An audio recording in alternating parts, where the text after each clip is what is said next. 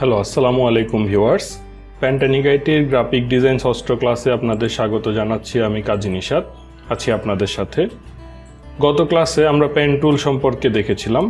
আজকে আমরা ফটোশপের বাকি কিছু এক্সট্রা কাজ দেখব। তো প্রথমে আমরা একটা ফাইল ওপেন করি।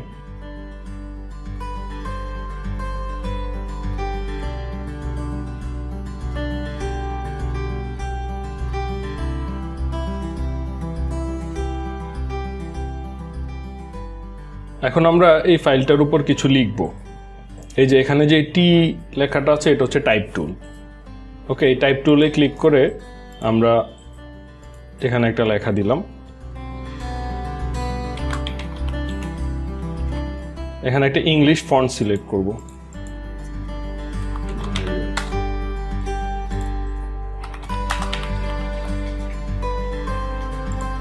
ওকে, এখন আমরা আসি এই লেখাটার মধ্যে আমরা কত কিছু করতে পারবো সেই জিনিসগুলো আমরা একটু দেখি।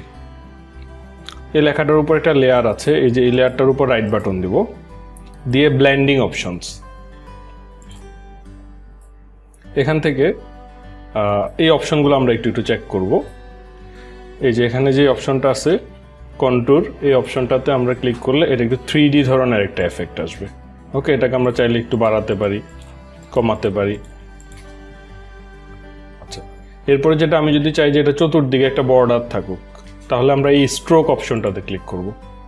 স্ট্রোকে ক্লিক করলাম। এই যে এখানে এবার আমি চাইলে বর্ডারটার সাইজ বড় ছোট করতে পারি, বর্ডারটার কালার সিলেক্ট করতে পারি এখান থেকে।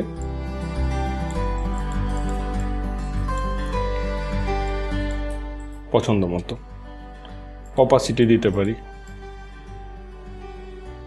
এটা কিন্তু এই বর্ডারের অপাসিটি। ওকে, বর্ডারটা কি আমার এই লেখার বাইরের দিকে বসবে না ভিতরের দিকে বসবে সেটাও আমি সিলেক্ট করে দিতে পারি।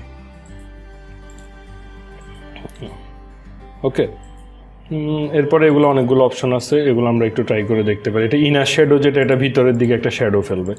এটা অবশ্যই এই কালারের উপর বোঝা যাবে না। যদি আমি এই এফেক্টটা ইউজ করি তাহলে আর ইনার শ্যাডোটা বোঝা যাবে না। এই যে ভিতরের দিকে একটা শ্যাডো নিয়ে আসছে। আর সেমভাবে বাইরের দিকে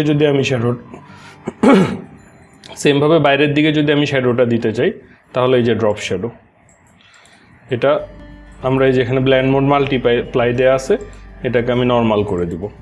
দেওয়ার পরে এখানে আমরা শ্যাডোর যে কোনো একটা কালার চুজ করে দিতে পারি, অপাসিটি বাড়িয়ে দিতে পারি, শ্যাডোটা কতটুকু ডিস্টেন্সে বসবে সেটা চুজ করতে পারি। আমি চাইলে এখানে এই শ্যাডোর উপর ক্লিক করেও শ্যাডোটাকে মুভ করে আমি আমার পছন্দ মতো যে দিকে দরকার সেদিকে বসাতে পারি। ওকে, এটাকে স্প্রেড কতটুকু স্প্রেড করবে এটাও দিতে পারি। সাইজ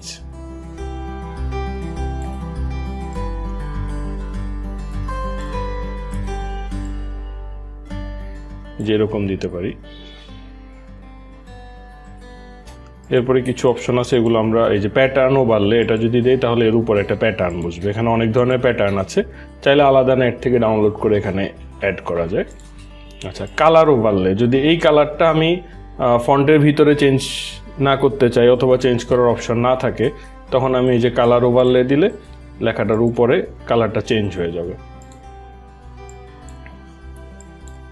অন্য যে কোনো একটা কালার দিয়ে আমি জিনিসটা বসাতে পারি। ওকে, এখন দেখেন এখানে এই যে এফেক্টগুলো কিন্তু বসে গেছে। আমি চাইলে যে কোনো এফেক্ট এখান থেকে এই আইকনটার উপর ক্লিক করে বাদ দিতে পারি, অ্যাড করতে পারি। ওকে, এখন আমি আরেকটা লেখা নিচ্ছি।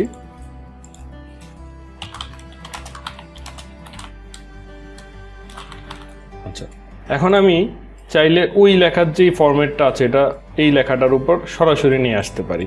এটার উপর রাইট বাটন দিয়ে কপি লেয়ার স্টাইল, এই যে এটা এখানে এনে শুধুমাত্র পেস্ট লেয়ার স্টাইল এটা দিয়ে দিলেই কপি হয়ে গেল। এখন আমি যদি চাই যে এটার মধ্যে কিছু জিনিস চেঞ্জ হবে, কালারটা একটু অন্যরকম হলো, লেখাটা অন্য ফন্টে চলে আসলো, এখান থেকে ফন্টটা চেঞ্জ করে দিচ্ছি। ওকে, ফন্ট সাইজটা ছোট হলো।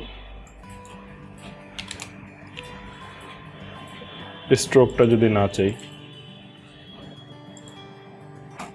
এই যে ওকে, তাহলে আমরা আশা করি ফন্টকে যে কোনোভাবে সাজাতে পারবো।